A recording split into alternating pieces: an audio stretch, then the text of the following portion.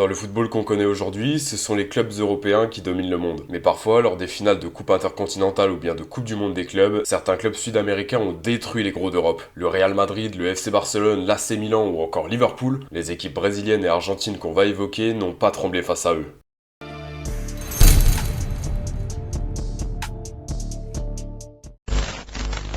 En 1981, le club de Flamengo, basé à Rio de Janeiro au Brésil, va vivre l'une des saisons les plus prolifiques de son histoire. En effet, le club rouge et noir va remporter la Copa Libertadores, en terminant d'ailleurs premier de son groupe devant l'Atlético Mineiro, le Cerro Porteño et le Club Olimpia. Ils vont également terminer premier de la deuxième phase de groupe devant le club colombien le Deportivo Cali, mais aussi devançant le club bolivien le Jorge Wilstermann, club où jouait d'ailleurs à l'époque un certain Jairzinho. Et en finale, ils vont affronter le club chilien le Deportes Cobreloa, qui se jouera en 2 matchs, voire 3 s'il y a égalité au score cumulé. Le match aller est remporté par Flamengo avec un doublé de la star Zico. Au match retour, c'est Cobreloa qui s'imposera 1-0. Et donc pour le troisième match, Flamengo remportera la compétition 2-0, encore un doublé de Zico. Et donc après avoir remporté la Libertadores, ils vont devoir affronter le club européen qui a remporté la Ligue des Champions. Et c'est un géant d'Europe, c'est évidemment Liverpool. Les Reds, après avoir sorti le Bayern Munich en demi-finale, 0-0 à l'aller, 1 partout au retour. Ils passent donc grâce au but à l'extérieur. Ils ont battu en finale le Real Madrid 1-0 avec un but d'Alan Kennedy. Une très belle équipe qui a triomphé avec ses stars Jan Rush et Kenny Dalglish. Même si Flamengo possède peut-être le meilleur joueur du monde, ça va être un match très compliqué pour les Brésiliens.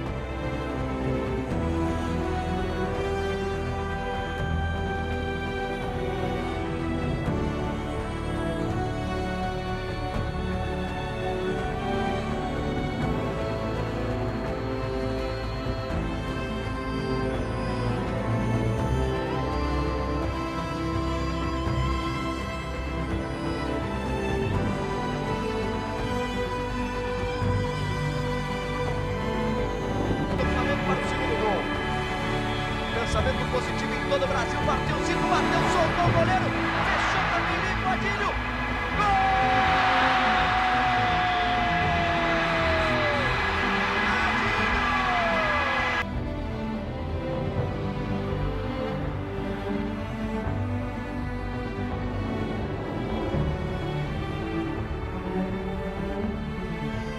Brasil, na frente para Nunes, posição legal, olha o terceiro gol do Flamengo, Godinho pelo meio, bateu,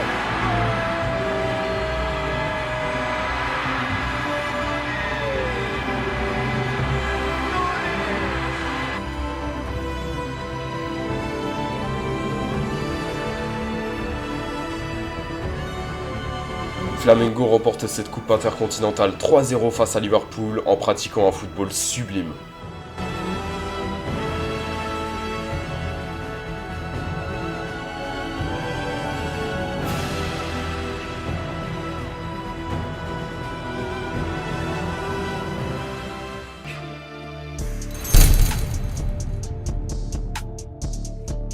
Au début des années 90, le Sao Paulo Football Club était un rouleau compresseur sur la Serie A brésilienne, le plan continental, mais aussi face aux gros d'Europe. Avec un style de jeu très créatif et très offensif, avec des joueurs comme Cafu, Vitor, Doriva, Juninho Paulista, Rai ou encore Leonardo, cette équipe faisait littéralement trembler les plus grands clubs européens. En 1992, ils vont remporter la Copa Libertadores en battant le Nacional en 8ème, le club du Criciúma en quart de finale, le Barcelona SC en demi-finale et les Newell's Old Boys en finale. Score final 1 partout, score cumulé, et Sao Paulo remportera la coupe au terme d'une séance de tir au but. Et quelques mois plus tôt, le Barça emmené par Johan Cruyff a décroché sa première C1 en battant la Sampdoria en finale. Un adversaire de taille pour les tricolores paulistas qui vont les affronter en coupe intercontinentale.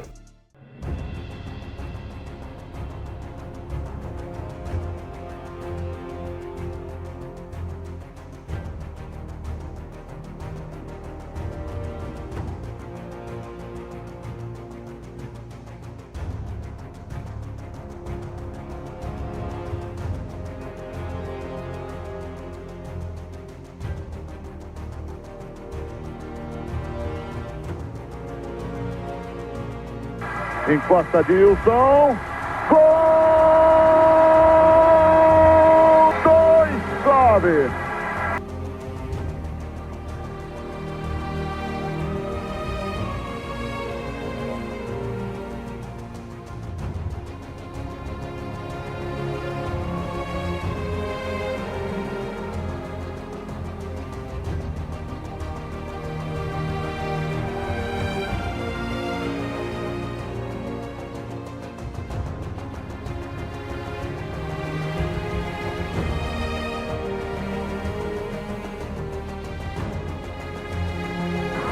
Boa bola do Palhinha pro Miller, vamos à velocidade, vai pra grande área, só ganhar do Ferrer.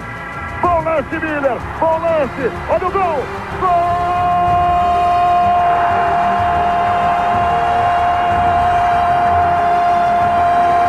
do Brasil! Ronaldo, Cerezo, o time do São Paulo vai se ajustando, boa bola enfiada, Miller por cobertura, olha o gol!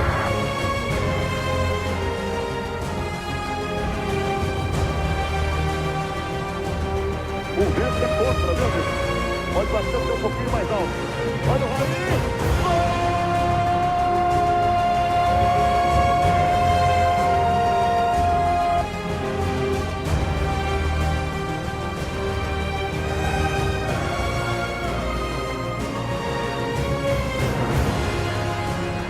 Victoire 2-1 de Sao Paulo face au Barça, les hommes de Johan Cruyff sont battus.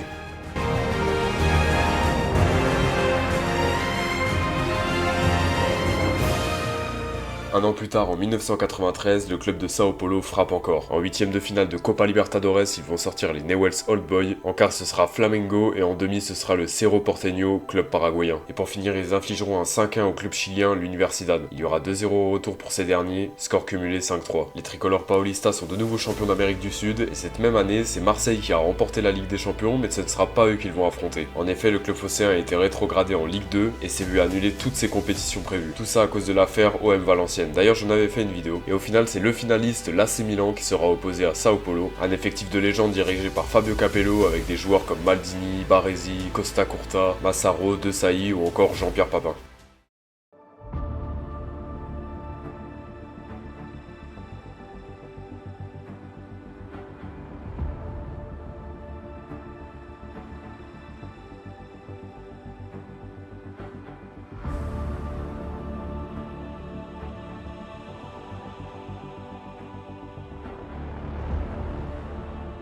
O mesmo que aconteceu com o italiano aconteceu com o André.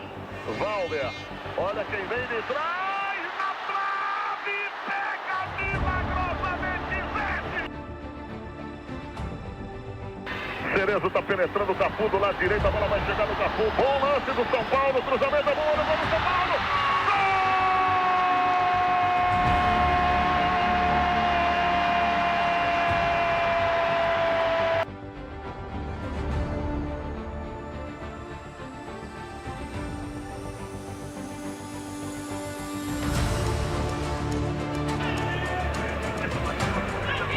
Dessa aí, tem dois. Olha o gol!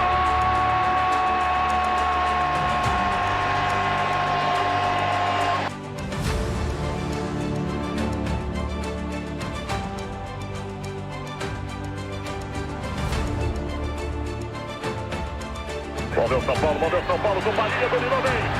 Olha lá do lado esquerdo, colocou a frente, pintou o segundo, olha aí.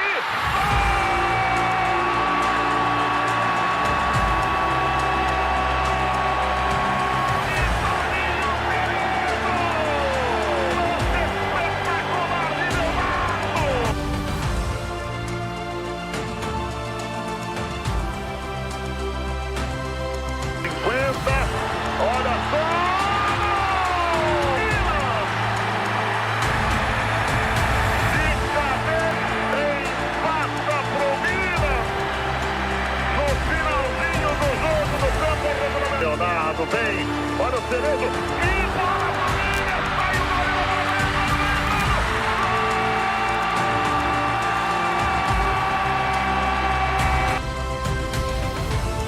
o Historique, Sao Paulo prend sa deuxième coupe intercontinentale de suite et cette fois-ci 3-2 face à l'AC Milan.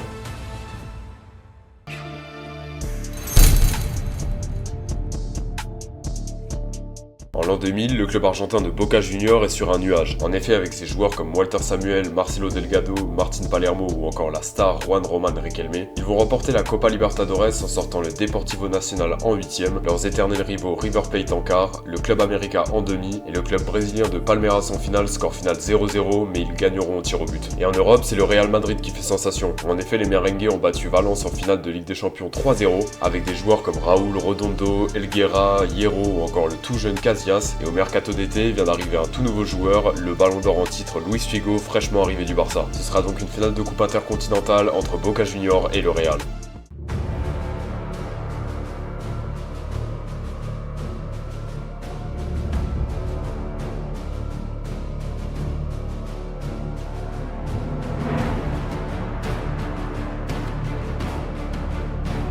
ahora sí, se está jugando la final, está súper concentrado, Boca se va por Iván Helguera y Makelele.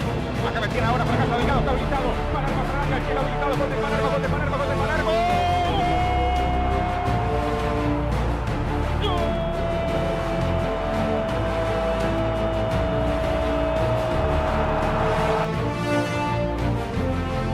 Se termina cortando la Román, que vence ahora para Palermo habilitado, acaba Martín para el segundo, Palermo para el segundo, si llega hasta Palermo para el segundo.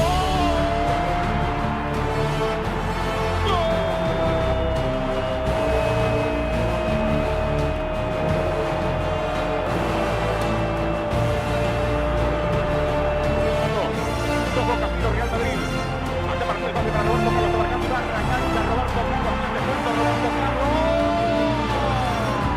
Con Guti que está por el área, Guti está por el área, cambiaban todas para Raúl. Y pasa Roberto Carlos, se cierra Ibarra, ahora Roberto Carlos.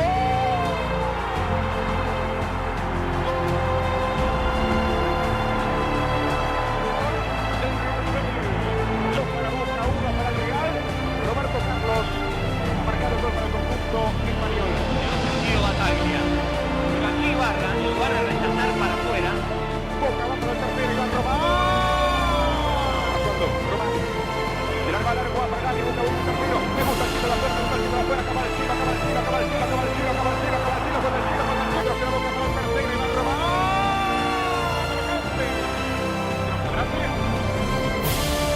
Ça y est, c'est terminé 2-1, Boca Juniors est champion du monde. Et des matchs comme ça, il y en a encore beaucoup, n'hésitez pas à me dire si vous voulez une partie 2. Et en tout cas, il ne faut pas sous-estimer l'importance du football sud-américain.